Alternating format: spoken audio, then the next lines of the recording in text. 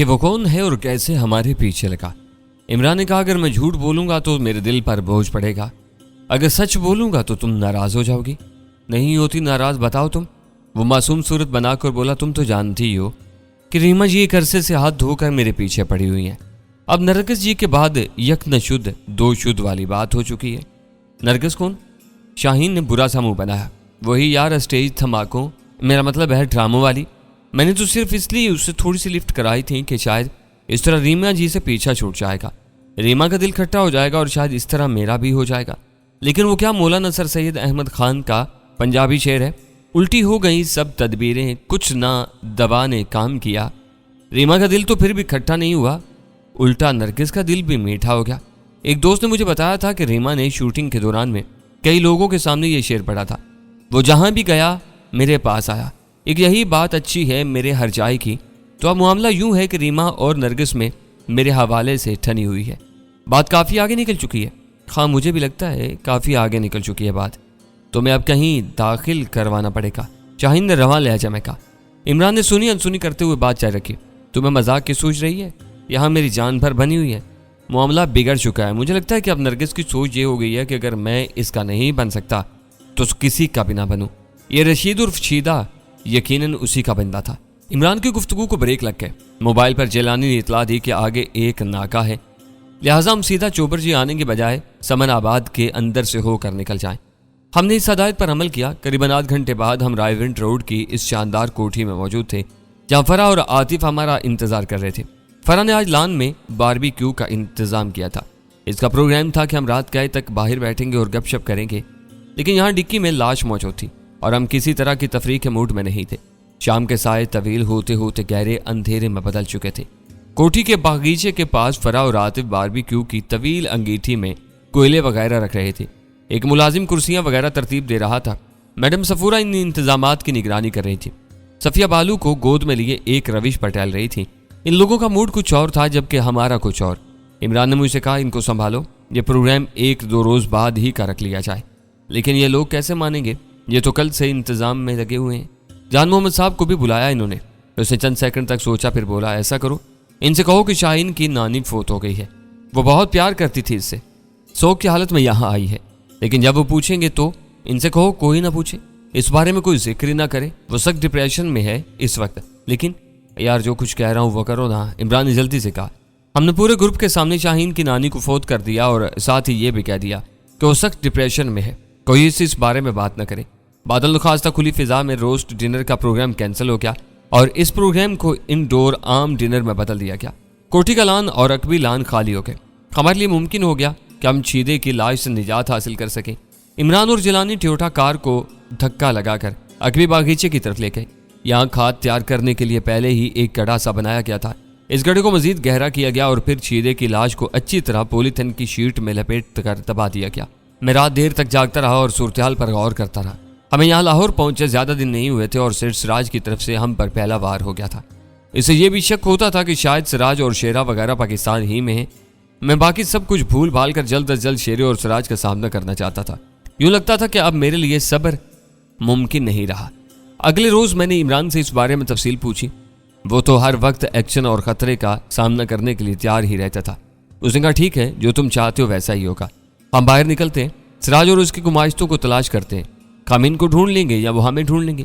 अगले रोज हमने वही किया जो हमारे जहन में था। हम दोनों जेलानी के मोटरसाइकिल पर निकले और शहर में आवारागर्दी शुरू कर दी। हम दोनों हेलमेट के बगैर थे। मेरी जेब में टीटी पिस्टल था और वही यादगार रामपुरी खंजर था जिससे मैंने जाज गोरा को मौत के घाट उतारा था। यह खंजरनुमा चाकू इलाहाबाद के पार्क व्यू होटल में हमारे सामान के अंदर मौजूद था। जब डीएसपी सज्जाद ने हमें गिरफ्तार किया और हमारे साथी होटल से फरार हुए तो वो दीगर सामान के साथ ये खंजर भी साथ ले गए थे। बादशाह मैडम सफूरा इसे कस्टम की नज़र से बचाकर यहाँ लाने में कामयाब रही। मेरी तरह इमरान भी मुसल्ला था। उसकी जैकेट में 12 गोलियों वाला माउजर मौजूद था। हम शाम तक शहर के मुख्तलिफ इलाकों में चकराते रहे, खासतौर से इन जगहों के आसपास भी घूमे जहाँ सेठ सिराज के मिलने का इम्कान हो सकता था या इसके हरकारों से मुठभेड़ हो सकती थी। शाम तक कोई खास वाकया पेश नहीं आया। हम इस जगह भी गए जहाँ कल हम पर फायरिंग हुई थी। इस फायरिंग के हवाले से भी किसी को कुछ पता नहीं था। बस एक दुकानदार ने बताया कि यहाँ कल 2-3 गोलियां चली थीं और 2 मोटरसाइकिल सवार बड़ी तेजी से बड़े चौक की तरफ बढ़ गए थे। उसने हमें बस स्टॉप की दीवार पर एक गोली का निशान भी दिखाया। बाद हम एक्सीडेंट वाली जगह पर पहुंचे खंबे से टकराने वाले FX को वहां से हटाया जा चुका था। यकीनन अब वो किसी करीबी थाने में खड़ी अपनी मजीद बर्बादी का इंतजार कर रही थी। 95% इम्कान इस बात का था कि FX की नंबर प्लेट चाली होगी। रात 9 बजे के लगभग हम बड़ी एहतियात से अपने ताकुब का ध्यान रखते हुए रायविंड रोड पर वापस आ गए। शाहीन गुस्से से भरी बैठी थी। उसकी सूरत देखते ही ये बात इमरान की समझ में आ गई कि नानी की वफात वाला झूठ खुल चुका है। बहरहाल किसी ने इस बारे में बात नहीं की थी। इसका मतलब था कि शाहीन ने इमरान की बात का भरम रखा है और नानी की वफात वाली बात को झुटलाया नहीं। खाने के बाद जब तन्हाई मिली तो शाहीन सीधी हमारे कमरे में आई। उसकी खूबसूरत आंखों में नमी थी। वह इमरान पर बरस पड़ी। तुमने ये गलत बात क्यों की? तुम हमेशा हर्ट करते हो। इमरान ने मुस्सी सूरत बनाई। बस मजबूरी थी यार, फौरी तौर पर कोई बहाना समझ में नहीं आया, इसलिए नानी माँ को मजाक बना दिया। शाहीन ने बात उचकी। वो बोला, शाहीन देखो, हर बात में कोई पहलू अच्छाई का भी होता है। इसी बहाने तुमने बल्कि हम सब ने तुम्हारी नानी माँ को याद कर लिया, पर आजकल बुजुर्गों को कौन याद करता है? तुम सच बताओ, कभी तुम्हें नानी याद आई है? मेरी वजह से आई है ना? तुम बहुत बुरे हो इमरान। आते साथ ही दिल दुखाना शुरू कर दिया। उसने आंचल से आंसू पूछे। अच्छा चलो माफ़ कर दो ना यार। जब तुम कहोगी तुम्हारी नानी माँ से मिलने चलेंगे। कहाँ रहती हैं वो? यहाँ कोई नहीं जा सकता, वो फौत हो चुकी हैं 1 साल पहले। ज़बरदस्त, ये तो बहुत अच्छी बात है। फिर तो मसला ही ख़त्म हो गया। वो चहका। मेरा मतलब है, अगर वो फौत हो चुकी हैं तो फिर तो हमने कोई झूठ भी नहीं बोला। ज़्यादा से ज़्यादा ये कहा जा सकता है कि हमने लेट खबर दी है, और लेट खबर आज कौन सा चैनल नहीं देता, बल्कि हमारा फसाद प्लस तो इसमें नंबर 1 है। विश्वास करो, सिर्फ 4 दिन पहले हमने इंदिरा गांधी के कत्ल की खबर नशर की है और सबको हक्का बक्का कर दिया। बड़े बड़े चैनलों ने दांतों में उंगलियां दबाई हैं, यानी चैनलों के दांत होते हैं। मैंने लुकमा दिया। तो तुम्हारा क्या ख्याल है, चैनल दांतों के बगैर ही यार किस्म का गोश्त 30 समेत चबा जाते हैं? लगता है कि तुम्हें कोई खास तकलीफ पहुंची है किसी चैनल से। मैंने कहा, मुझे कोई तकलीफ नहीं पहुंची। हमारा चैनल किसी दौड़ में शामिल ही नहीं है। यहाँ तो जल्द से जल्द खबर देने की दौड़ है, जबकि हम लेट से लेट खबर देने के चैंपियन बनना चाहते हैं। हमारा एक अपना रास्ता है, अपना टारगेट है। देखना, अनकरीब हमारे चैनल से इस तरह की ब्रेकिंग न्यूज नशर होगी। अभी अभी खबर आई है कि इत्तेहादी फौजों ने जर्मनी के दारुल हुकूमत बर्लिन पर अपना कब्जा मुकम्मल कर लिया। हिटलर जो अपने जमीन दोज बंकर में था, लापता है। हमारे खुसूसी नामा निगार ने अपने खास जराए से इतला दी है कि हिटलर जिंदा या फिर मर गया है। खबर नामा निगार ने 2 दिन पहले ही कह दिया था कि इस आखिरी मार्के में हिटलर मर जाएगा या फिर जिंदा रहेगा। शाहीन पाँव पटकती हुई बाहर चलेगी। मैं भी ठंडी सांस लेकर रह गया था। अगले रोज हमारी आवारा खरामी फिर शुरू हुई। मैं और इमरान लाहौर की सड़कों पर मोटरसाइकिल दौड़ाते रहे। अंदरूनी शहर गए, खास अड्डों पर जाकर भी अपनी सूरत दिखाई। शहर में इमरान को जगह जगह अपने शनासा मिले। वो यारों का यार था, मुश्किल में फंसे हुए लोगों का मददगार, जरूरतमंदों का ख्याल रखने वाला। चाहने वाले उसे यूं ही तो हीरो नहीं कहते थे। वो निगाहों के रास्ते दिल में उतरता था, हर महफिल की जान बन जाता था। एक काबा खाने में एक साबिक पुलिस इंस्पेक्टर से इमरान की तलकलामी हुई तो इमरान की हमायत में बोलने वाले कई अफराद सामने आ गए और साबिक इंस्पेक्टर की बोलती बंद कर दी। शाम के वक्त हम सेठ सिराज के इस प्लाजा में भी गए जो वो अब फरोख्त कर चुका था।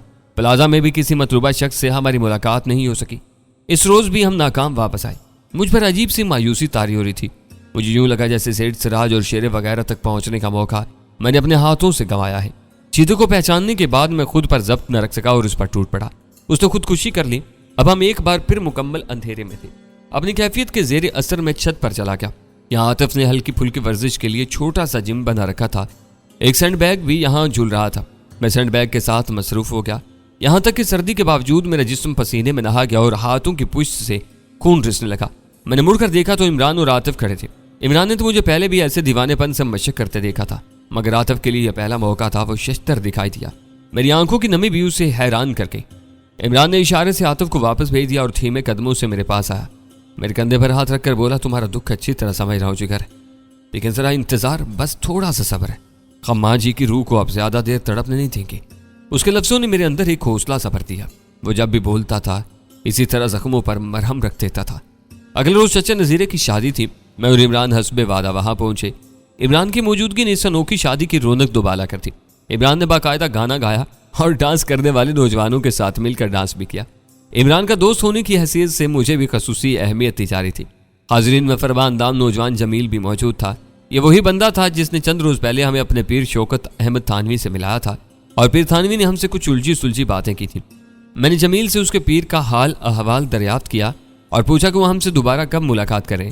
जमील इसका कोई वाज़ेह जवाब नहीं दे सका। उसने बस ये कहा कि पीर साहब के पास आपके मोबाइल नंबर्स मौजूद हैं, इन्हें जैसी ज़रूरत पड़ेगी वो आपको कॉल करेंगे।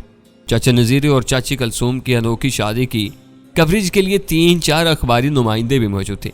2 टीवी कैमरे भी दिखाई दे रहे थे। चचा नजीरा रवायती देहाती लिबास तहबंद और कुर्ते में था। सर पर रंगदार पगड़ी थी। उसने खुद को खूब चमकाया हुआ था। एक अखबारी नुमाइंदे ने पूछा, चचा जी इस शादी पर आपको कैसा लग रहा है? मेरे चाचा ने कहा, पैसा? शादी पर मेरा पैसा तो नहीं लग रहा जी, मेरे सज्जन बेली हैं जो लगा रहे हैं।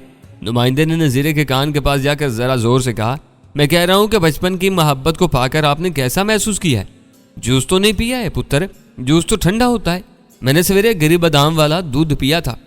अब तुम सब के साथ पेठे दा हलवा खाया है। सब हंसने लगे। इमरान ने कहा कि चाची तुम बड़ी खुशकिस्मत हो, चोर को सुनाई ना दे तो वो बड़ा ही चंगा रहता है। पंगा नहीं पुत्र इमरान, नहीं, मेरा तो किसी से पंगा नहीं रहता, और कुलसूम के साथ तो हो ही नहीं सकता। महफिल कुश्ते जाफरान बन गए। शाम के वक्त चचा नज़ीर की शादी से फारिग होकर मैं और इमरान एक बार फिर लाहौर की सड़कों की पैमाइश करने लगे। यह हफ्ते का रोज था, हर तरफ वीकेंड की गहमा गहमी नजर आती थी। हम इस होटल के पास से गुजरे जहां कभी सरवत और मैं बैठा करते थे। हवा में खुनकी थी। हम जरा चाय पीने के लिए रुके। यहाँ की बहुत सी यादें जहन में ताज़ा हो गई। सीने में धुआं सा भरने लगा। यही जगह थी जहाँ सेठ सिराज के बेटे वाजी ने अपने दोस्तों के हमरा मुझे और सरवत को जिच किया था। हम पर फिक्रे कैसे थे और अपनी हैवी मोटर बाइक से हमारी गाड़ी के पीछे पार करके हमारा रास्ता मसदूद कर दिया था। इस दिन के बाद हम कभी इस जगह नहीं आए। आज करीबन 4 साल बाद मैं इन दरो दीवार को देख रहा था और सीने में धुआं भर रहा था। चलो इमरान चले। चाय खत्म होते ही मैंने कहा। हम उठ खड़े हुए काउंटर के पास पहुंचे तो एक दुबले पतले वेटर मकबूल ने मुझे चुप कर सलाम किया। मैंने जवाब दिया। पुराने चेहरों में से बस यही एक चेहरा मुझे यहाँ नजर आया था। अब बहुत अरसे बाद यहाँ आए हैं साहब जी, वो बत्तीसी निकाल कर बोला। खा मैं यहाँ नहीं था, बाहर था मुल्क से। मैंने मुबहम जवाब दिया। वो जरा झिझका फिर बोला, मुझे याद है जी, अब जब भी आते थे वहाँ इस कोने वाली मेज पर बैठते थे। इस वक्त काफी दुबले पतले थे आप, और आपके साथ वो बीबी भी होती थी। आपकी मंगेतर थी ना शायद। हाँ, मैंने एक बार फिर मुख्तसर सा जवाब दिया। वो कुछ महीने पहले भी यहाँ आई थी। मैंने जिस तरह आपको पहचाना इन्हें भी फौरन पहचान लिया था। वेटर मकबूल के इस फिक्र ने जैसे मेरे आगे बढ़ते हुए कदमों को जमीन से पेवस्त कर दिया। इमरान भी चौंक आया। कब की बात है ये? मैं लर्जा आवाज में पूछा।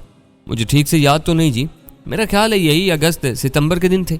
और एक बार नहीं, वो 3-4 बार आई थी यहाँ।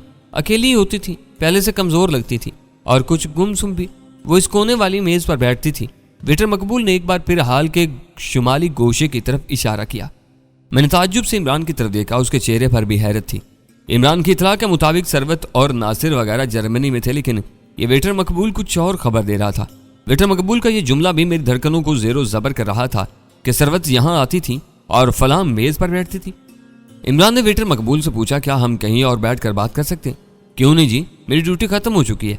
मैं तो वापस जा रहा था। अगर आप 2 सेकंड पहले काउंटर की तरफ ना आते तो मैंने सीधा निकल जाना था। कहाँ बैठे? मैंने उसे पूछा। बाहर कहीं चलते हैं जी, यहाँ आपके बराबर बैठे हुए शर्म आएगी। बेहतर यही था कि कहीं और बैठा जाए। हम वेटर मकबूल के साथ बाहर निकले। अब 8 बजने वाले थे। अनगिनत नेमन साइन जगमगा रहे थे। सड़क पर रोशनी का दरिया सा बह रहा था। हमने सड़क पार की और कुछ फासले पर एक पार्क में जा बैठे। मेरे अंदर हलचल मची हुई थी। मैंने मकबूल से पूछा, तुम्हें यकीन है कि वो, मेरा मतलब है वो सरवती थी?